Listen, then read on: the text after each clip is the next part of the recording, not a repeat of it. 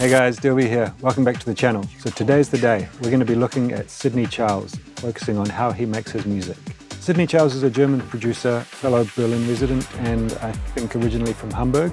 He stormed onto the scene in the early 2010s with like a pretty clubby throwback style of tech house. Quite different to the current tech house sound. It has a lot more of a nod to classic tech house. It's probably got more in common with Todd Terry than Fisher. In recent years, as trends and tastes have changed, he's kind of transitioned into more of a minimal sound, working on some of the biggest labels in the category like PIV and East End dubs, and his own heavy house society. He's really got a sound of his own, and you can hear in the aesthetics of his tracks that he still maintains something from his old kind of tech house roots. Just quickly, the track that you can hear playing is my new remix of Felipe Puente, out now on Klausala. It actually hit #1 on Progressive House Track Source this week, so that was unexpected and awesome. And big up to my buddies from Klausala in Zurich for having me on the label. There's a link in the description if you want to go check out the track. As always, you can download the project files for this from Patreon. There's a link in the description. Patreon's one of the best ways that you can help to support the channel. Make sure I bring you these videos every week. Now, let's just jump into Ableton and get this thing going. Alright, so here we are inside Ableton, and this is the project that I've put together in the style of Sidney. Obviously it's going to be some kind of housey minimal business. I referenced some of his tracks on PIV and EastEnders for this tutorial, so let's say we're going in that direction. If I breeze over something too quickly and you want to see it in a bit more detail, you can always download the project file from Patreon. There's a link in the description so you can go and grab that. Be aware that it's made with Ableton 11.2, which is the latest version. I just upgraded because one of my clients sent me a project in 11.2 and I needed to open it, so we're at 11.2 now.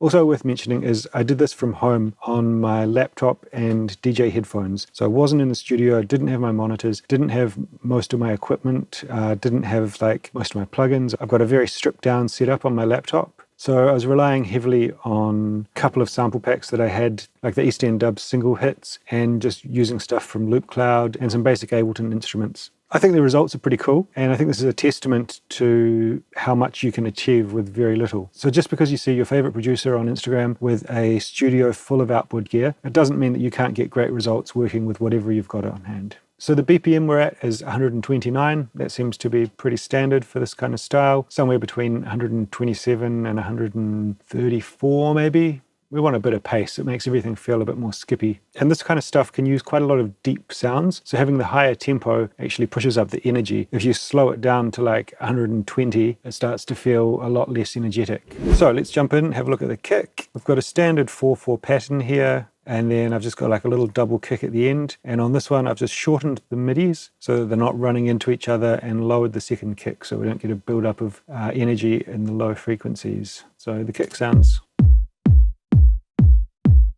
So a kick's a kick. The only point of note is these little fills.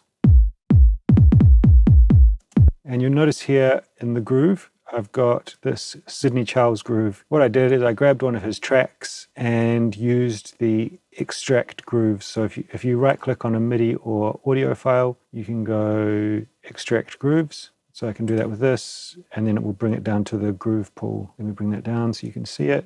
But we don't need that, so I'll delete it. Then you can click in the groove and apply that to any of the MIDI or audio tracks in your project. So for this project, I've applied that groove across a bunch of different elements to create like a unified swing. It's a pretty cool kick, which I've sampled from a Sidney track. I'll link a video up here where I talk about my method for sampling kicks from any track. Yeah, not much to say. It's a kick, but it's a good one. All right, let's take a look at the claps. We've got 3 of them.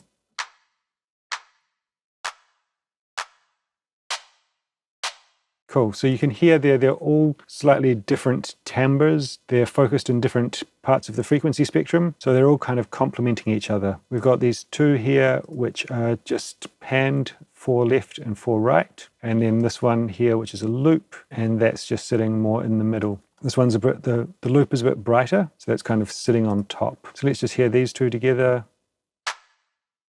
Cool, and then add the loop. So that adds quite a lot of brightness to the clap. In terms of processing, I'm cutting out some of the low mids. I've got the saturator, which is using soft clipping. So I'm adding a lot of drive there with 23 dB, and then I'm removing 22 of that. So you'll see the meter here starting to clip, and that's just basically chopping off the transient of these claps so that it's not triggering the limiter. Let's have a look at that. Now I can show you here in this oscillos megascope. You can see the top of that is being flattened out. If I turn off the saturator, there's not really a noticeable difference in volume or sound, which is exactly what we want. I'll turn off the saturator, show you again. So it's literally just slicing across here and taking off those transients. And I've just got a bit of reverb, my standard. It's just putting the claps into a bit of space. Helps them, the saturation and the reverb helps them to kind of feel unified, I guess.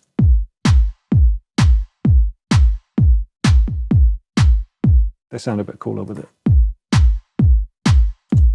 All right, let's move on to the hats. So the first thing I did with the hats is chucked in an open hat. This is, I believe, coming from East End Dubs. Yep, great pack. I think it's called East End Dubs Single Hits or something like that. I really recommend that as a great tool. So this is how the open hat sounds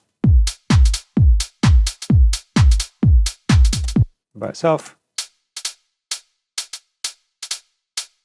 So I've just got these extra little notes. They're short and lower velocity, so that they're quieter and snappy, and it's just really adding some skippy groove. I've got the same groove applied. If I were to turn these off,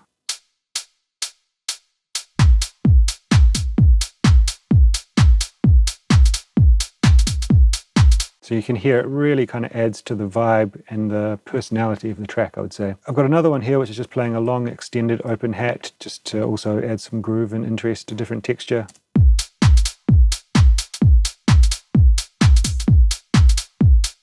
Quite subtle in there. Maybe I could actually pump that up a couple of dB. Sounds nice. Now in this closed hat thing, I've got a drum rack. Let me just turn that on. So just a bunch of different hats in there, and that's doing this. So you can see it's almost kind of random. I've got an offbeat hat here. I've got this one just punctuating the downbeat. I've created like a little motif with these shakers. A motif means like a identifiable pattern that's repeated with some regularity. Then I'm just using these other hats to add in some interest and some groove. This has all got the same groove template applied. Then I've got some randomization for the velocity. So that's just making each hit a little bit different in velocity, which translates to a bit different in volume. And then on each of these, I've got a little bit of pan randomization, 14%, except for the offbeat, which I've got at 5%. So all of these more incidental hits are randomly panned, and then the offbeat one is just very, very slightly random.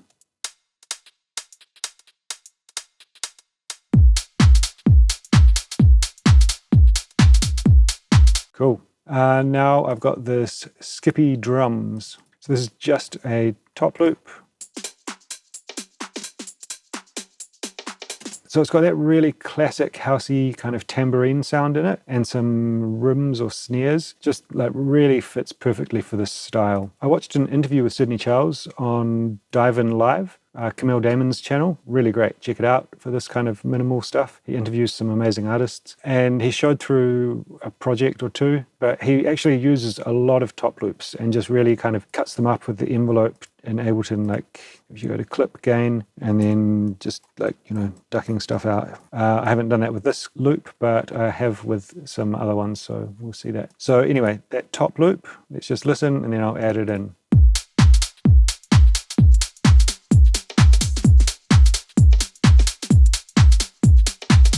So those snares are really punctuating some of that groove. And what's happening here in this darkened bit is I'm just filtering it in to introduce it and kind of make it work as a riser.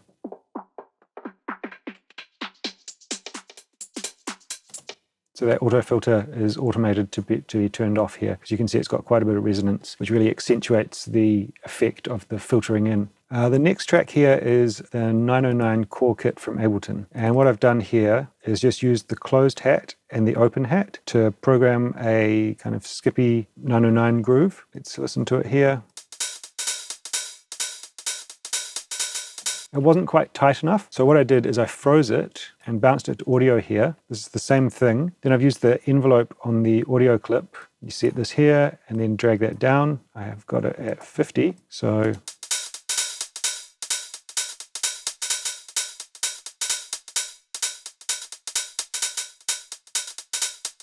sounds a lot tighter. So you can see here I'm alternating in these sections between this top loop and this 909 loop that I've created.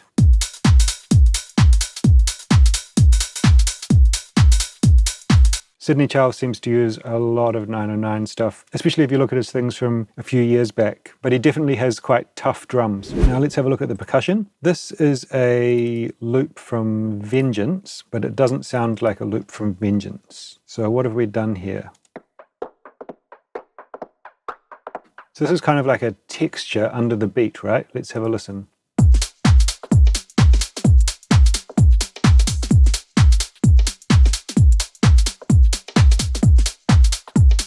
It's like, it gives like a really unique sound to the drums, but it's not super noticeable. They just feel and sound a bit cooler when it's in. You can see I've quantized all of the beats here and then applied the groove that we want. And then I've got the transient envelope being pulled right in at 22. So if I bring that back out,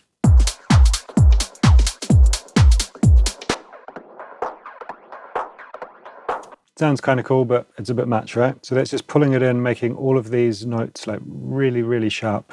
Now, processing wise, I'm cutting away the low end and all the high end. I've got this auto filter set to a band pass, so it's just letting through this, but then I'm using the LFO, so it's kind of moving this around. I've got some overdrive, which is just kind of pumping it up, thickening up the signal, crunching it up a bit as well. And then I've got this flanger. So let's just turn this stuff off a bit.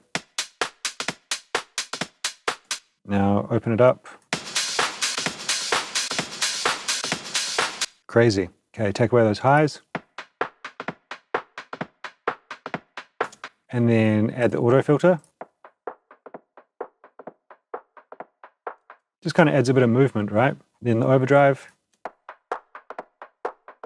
This makes it a bit more aggressive sounding. And then the phaser flanger is adding some flanging, and it's really creating like a bit of personality to it and a lot of movement.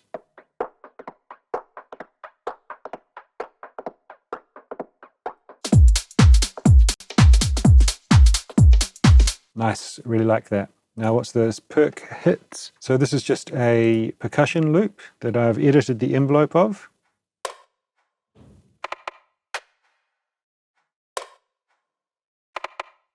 Some cool kind of incidental percussion, just adding to the groove.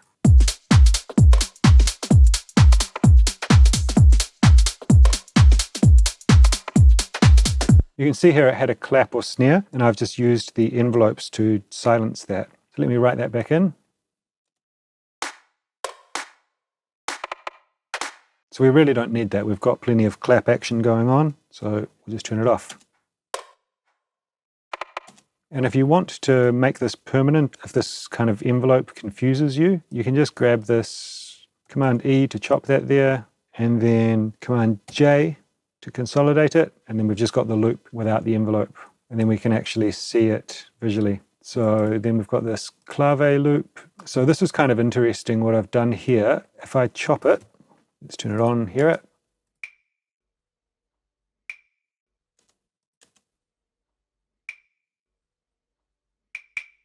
So I've got this unlinked selected. So that unlinks this envelope from the clip. The clip is 1 bar, but the envelope is going over 2 bars. So I've chopped this here. Let's link it again. You can see there that I'm chopping out this second hit here, but on this one, where it's unlinked, I'm chopping out 3 of them and then having one play the double hit. So it makes the loop so it's changing a bit more. It's only playing the double hit that's actually in the audio loop once every 4 bars.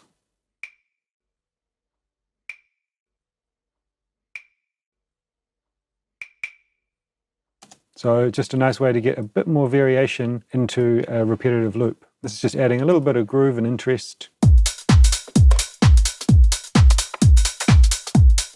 Then I've got this snare groove. So there's just 3 snares playing every 2 bars. And you can see I've got the velocity going down there, so it almost sounds like a bit of delay, but there's also a delay on it. Tuned this down 2 semitones, so it's in tune with the key of the track. I've got this add some random, just randomizing the velocity a little bit. Then I've got this delay playing quarter notes, and I've offset the left and right. So as that delay feeds back more and more, they get slightly more and more out of time, which just gives a bit of width to the delay. So let's hear that again. And in context.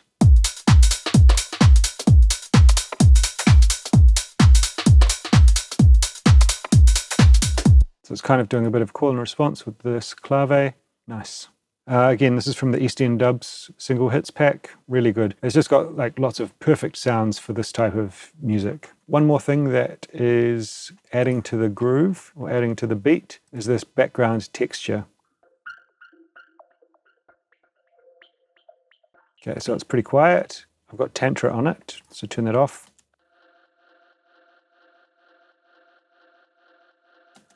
Could be cool in like a tech house track or a progressive house or something like that, but then we add on Tantra.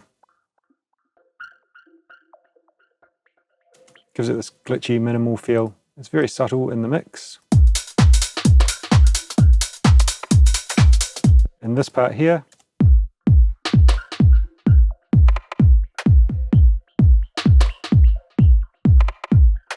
really adds some nice vibe and interest. This is kind of changing over the course of the track. It's quite a long sample. It changes a little bit. And then the Tantra has some automation or some movement within it. Just really helps to make the track feel alive. Okay, so the bass line, let's have a look at that. For this one, I couldn't quite find the sound that I wanted. I wanted like a kind of subby FM kind of donk, but a really subby one. I couldn't quite get it. So I used a single hit from East End Dubs.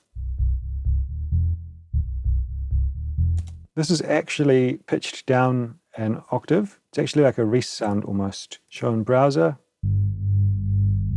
I've pitched it down 12 semitones, and then we're playing a bass line like this. Now, the kick is actually in the key of the track. It's playing on the A, which I don't normally recommend because often a bass line will be playing the key of the track. In this case, I've just got this one A, and the rest is kind of playing up to that A. So we're in A minor, but the bass line is not focused on A minor. So in that case, it's fine for the kick to be there. The reason I suggest to avoid that, having the bass line playing predominantly the root note and then the kick playing on the root note as well, is that it ends up just sounding really boring. Plus you're putting a lot of like high energy frequencies in the sub area at the exact same place. So they're going to be fighting for space constantly. So this pattern has got a lot of movement in it, but you can see that it's actually quite straight. There's not a lot of 16th notes going on. It's just got this 16th note here at the end of the pattern. And when this plays, that actually adds quite a lot of groove.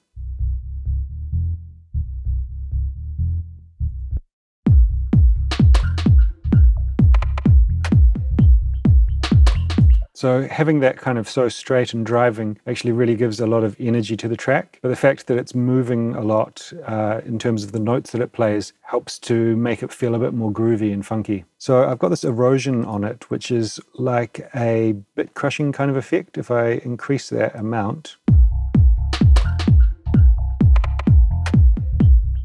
it's a really cool sound, but I just want to use it subtly. Just pulling out a little bit of the subs, and then obviously got to get some side chain on it with the LFO tool. And then we're using this auto filter rack to just duck out the subs in some parts here.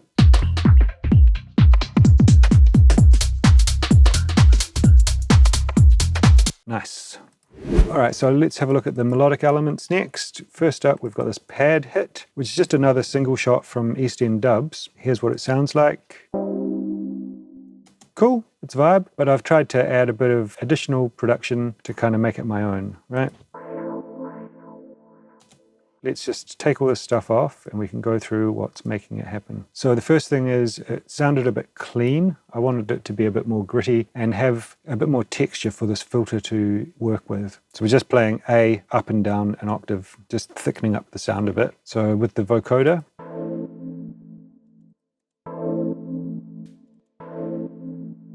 sounds a bit more gritty, as if it was being played from a synth which has a noise oscillator included. And I've got this echo just to extend it out a bit more and make it a bit more interesting in the sides.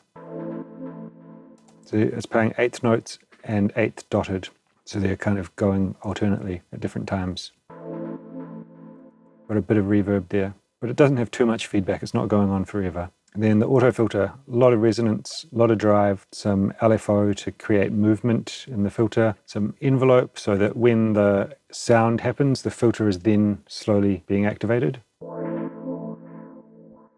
So you get this kind of initial wow sound of the filter, and then the LFO is creating this like movement that happens afterwards, which is activating on the echo. Then I'm just sending that to some reverb from my template.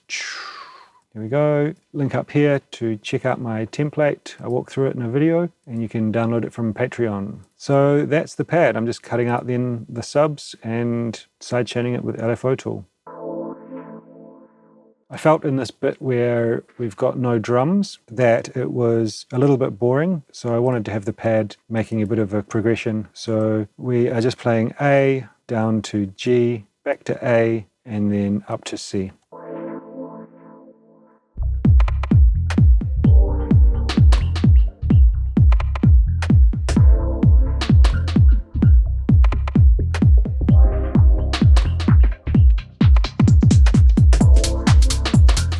So you could hear in there a few of the things that I talked about before, this drum beat being filtered in, and then this kick fill just helps to work through that transition. We've got a high string.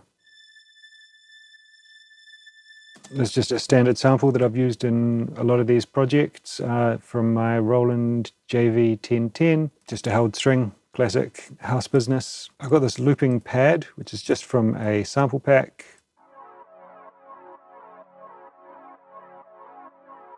So bring that in the break, and then it carries on, transitions through into this next section. Just like really adding a bit more deepness to the vibe of the track. I'll turn it off and then bring it in.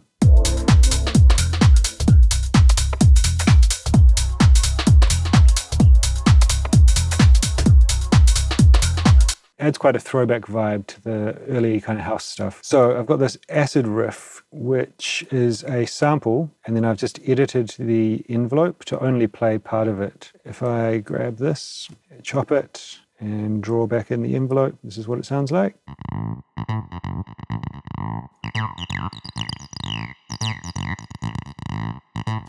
But much, so I'm just using this.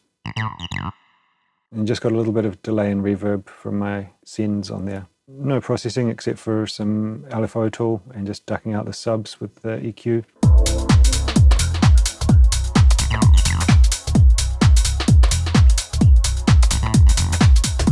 So Ableton doesn't have a exact 303 replication. What I did is I tried to remake this sound using analog. And I've put this into an instrument rack, which you could save, and let's rename it as Groovy Acid. And this is what it sounds like.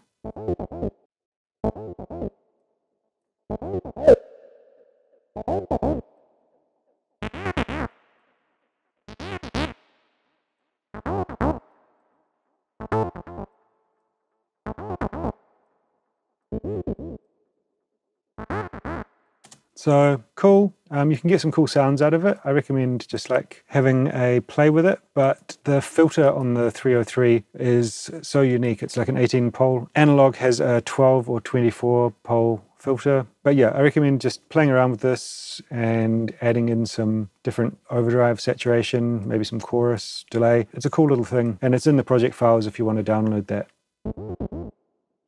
So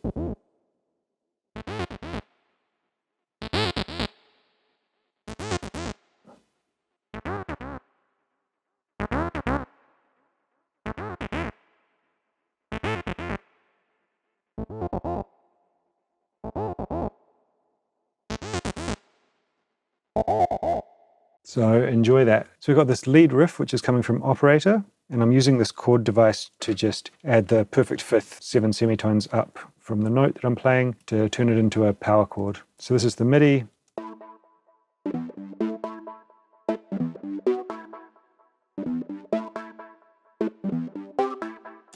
Cool.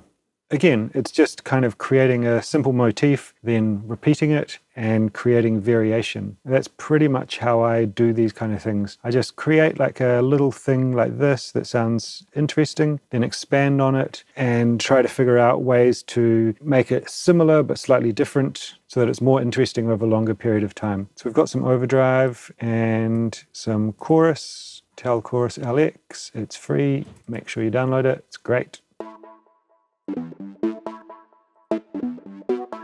Just makes it a bit wider and nicer. We've got this delay, which is just helping add some atmosphere.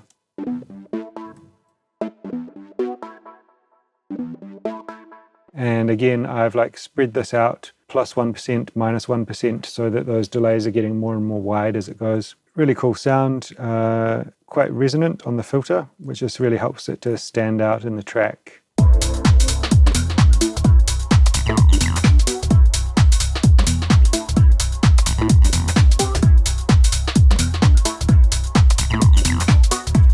And then I've got some filter automation in here. We introduce it here, and then when this break happens, I just pull it down a bit so it disappears a little bit and then gets reintroduced.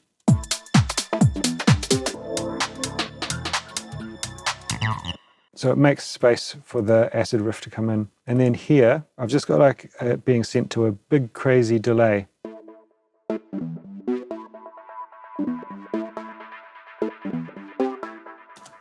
So it just makes this big washy kind of fill happen before the drop here.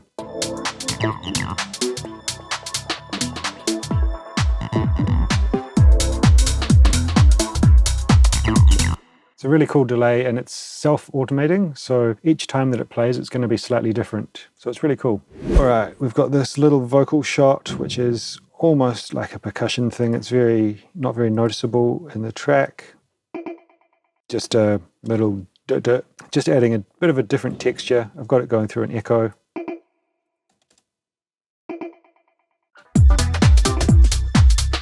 probably hear it better here.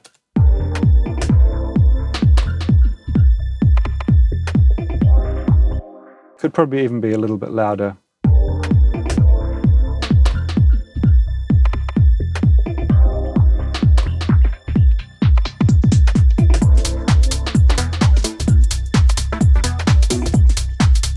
Cool.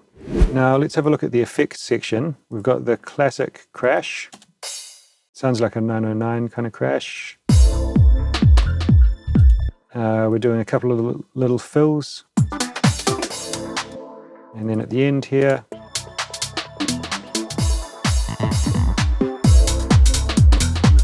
really good stuff, really classic. We've got a couple of fills that I've made here. A rim fill. Classic snare rim sound.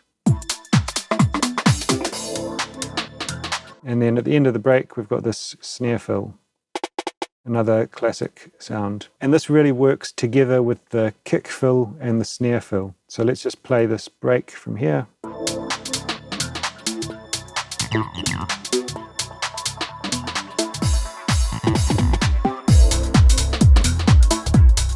Might just pump up that snare fill a little bit, maybe 3 dB.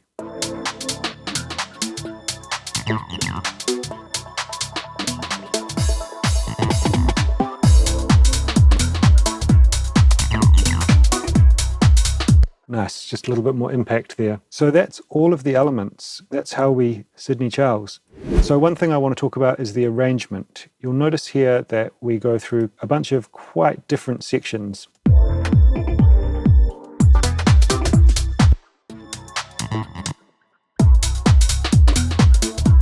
Quite quickly, and I noticed that this is something that he does in his tracks a lot. It'll be like a kind of 8-bar section with a unique for the track fill at the end, each time a bit different, maybe using a different effect sound, a different kind of kick pattern, a different drum sound as a fill, maybe using a synth riser or a synth fill or something, and then going into the next section, which will be quite dynamically different from the one before, maybe introducing or taking out a main instrument. But these 8-bar sections are quite dynamic and have a lot of differentiation from each other, and this helps to make the track feel like it's constantly changing. The energy is constantly up and down, and it's always interesting. There's always new information coming at you and like really capturing your senses. And this is something that people can be a bit hesitant about. I notice in tracks that I get sent for feedback and things that the arrangements can be a little bit more subdued and a little bit more linear. And I think having these different sections that are quite dynamic really helps to give the track life and make it exciting. A lot of artists like Rossi, Tommen, Another do this kind of stuff as well. So as always, this project is available to download from Patreon. There's a link in the description, so jump over there, grab it. It's a really great way to solidify the learning from the tutorial. Anything that you missed, you can dive in and have a deeper look and like really try to understand how the MIDI is working and how the sound processing is working. All right, so that's Sidney Charles. Let's have a listen to the track from start to finish and you can see how it all goes down.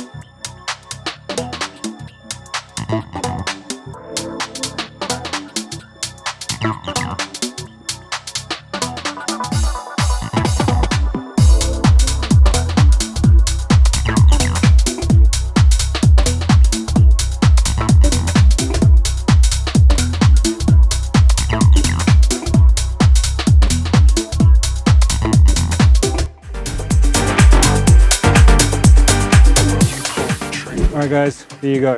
Sidney Charles. Did we get it? Yes or no? Let me know in the comments. If you like this video, then you're probably going to like this one too, where I focus on the style of Rossi and Another. Anyway, that's it for today. I'll catch you next time. Peace!